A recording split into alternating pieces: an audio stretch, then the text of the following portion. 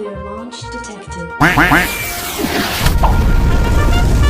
반갑습니다 여러분, 기태의 키네마스터의 이기태입니다. 오늘은 여러분들과 함께 키네마스터의 키프레임 애니메이션에 대해서 이야기해 보겠습니다. 사실 제가 여러 영상을 통해서 키프레임 애니메이션에 대해서 설명해 드린 적이 있었는데, 오늘은 이 키프레임 애니메이션의 기본적인 개념과 사용할 수 있는 방법, 그리고 응용법까지 알아보겠습니다. 바로 시작하죠. 시작하기 전에 한 가지 짚고 넘어가야 될 게 있습니다. 여러분, 애니메이션이 뭔가요? 많아요. 아이, 그거는 장르고 기본적인 개념은 뭘까요? 어떠한 대상이 시간의 흐름에 따라서 크기나 위치가 변하는 것을 우리는 애니메이션이라고 이야기합니다. 예를 들어 이렇게 왼쪽에 있던 그림이 1초 뒤에 오른쪽으로 이동하는 것도 애니메이션, 원래는 작았던 그림이 몇 초 뒤에는 크게 변하는 것도 애니메이션, 처음에는 진하게 보였던 그림이 점점 연해지다가 사라지는 것, 이런 것들 모두 애니메이션이라고 부르는데요. 즉, 시간의 흐름에 따라 어떠한 형태나 크기 등이 변화하는 모든 것을 애니메이션이라고 부르고요. 여기에서 변하는 시점, 즉 기준점을 정해서 애니메이션을 만들어주는 것을 우리는 키프레임 애니메이션이라고 이야기합니다. 키네마스터에도 이 키프레임 애니메이션 기능이 있는데요. 키네마스터에서는 이 키프레임 애니메이션으로 대상의 위치 그리고 크기를 변화시킬 수 있습니다. 우선 키프레임 애니메이션은 키네마스터에 있는 모든 레이어에 적용할 수 있습니다. 레이어를 눌렀을 때 보이는 사진 또는 영상을 불러올 수 있는 미디어, 효과, 오버레이, 텍스트, 손글씨 모두 키프레임 애니메이션을 설정할 수 있고요. 단, 이미지, 영상 레이어에 화면 분할 기능을 적용시키면 키프레임 애니메이션을 적용시킬 수 없다는 점 꼭 기억해 주세요. 자, 그럼 지금부터 레이어 미디어를 통해서 이미지를 하나 불러오겠고요. 여기에 키프레임 애니메이션을 적용시켜 보겠습니다. 레이어가 선택된 상태에서 왼쪽에 보이는 열쇠 모양을 선택하면 키프레임 애니메이션을 적용할 수 있는데요. 지금 보이는 이 빨간 점이 아까 말씀드렸던 기준점이라고 생각하시면 되겠습니다. 자, 그럼 지금부터 가장 기본적인 키프레임 애니메이션, 위치를 이동시키는 애니메이션을 만들어 볼까요? 저는 이 그림을 처음에는 왼쪽에 있다가 오른쪽으로 이동하는 애니메이션으로 만들어 볼 건데요.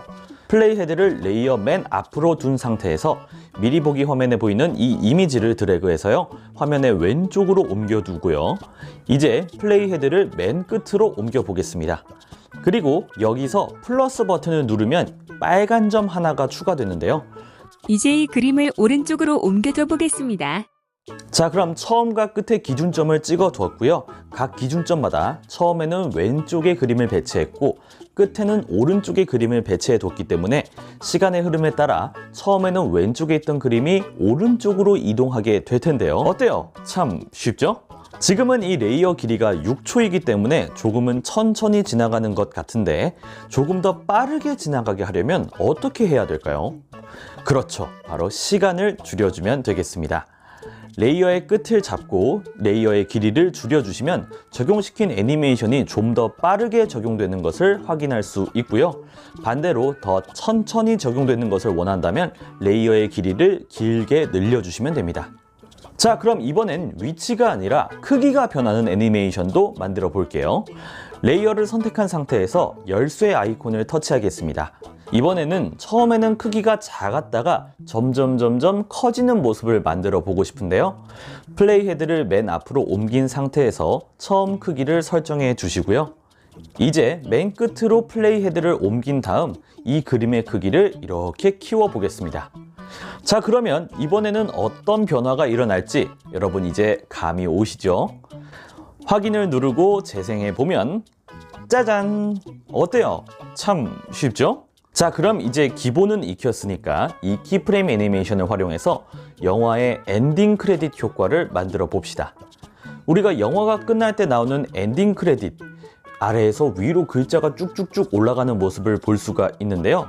이 효과 역시 키프레임 애니메이션을 이용하면 아주 쉽게 만들 수 있습니다. 검은 단색 배경을 배경으로 깔아둔 상태에서 레이어 텍스트를 누르고 엔딩 크레딧처럼 글들을 길게 한번 적어 보겠습니다. 그리고 이제 이 텍스트에 키프레임 애니메이션을 적용해 볼 건데요. 텍스트 레이어를 선택한 상태에서 왼쪽 열쇠 아이콘을 터치해 주고요. 플레이헤드를 처음으로 옮긴 상태에서 이 텍스트 박스가 처음에는 아래에 있다가 점점 위로 올라가야 되니까 처음 위치는 화면의 아래쪽에 배치하도록 하겠고요. 플레이헤드를 이제 다시 맨 끝으로 이동시킨 후에 끝부분에서는 저 위로 올라가서 이 글씨 박스가 사라져야 되니까 텍스트의 위치를 저 위쪽으로 배치해 두겠습니다. 그리고 이 상태에서 재생을 해보니까 저는 뭔가 좀 빠르게 지나가는 것 같아서요. 레이어의 끝을 잡고 길이를 늘려서 조금 더 천천히 진행할 수 있도록 속도를 조절하겠습니다. 자, 그런데 엔딩 크레딧은 끝없이 글씨가 올라와 줘야 제맛이거든요. 그래서 이 텍스트 박스를 복사해서 다른 텍스트로 변경해주고 앞선 텍스트 박스가 중간쯤 올라올 때쯤을 확인해서 아래에 있는 텍스트 박스가 바로 나타날 수 있도록 레이어의 위치를 조정해 주고요. 이런 과정을 여러 번 반복해서 한번 제대로 만들어 보겠습니다.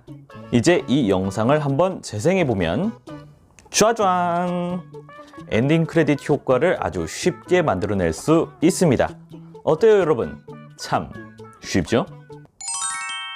자, 이렇게 오늘은 여러분들과 함께 키프레임 애니메이션은 무엇인지 기본적인 개념과 함께 사용 방법 그리고 응용 방법까지 알아봤습니다. 사실 이 키프레임 애니메이션은 키네마스터 안에서도 상세 볼륨 조정과 함께 양대 노가다 끝판왕이라고 볼 수 있는데요. 노력을 더 많이 들인 만큼 더 좋은 애니메이션 효과와 더 좋은 퀄리티의 영상을 완성시킬 수 있는 거거든요.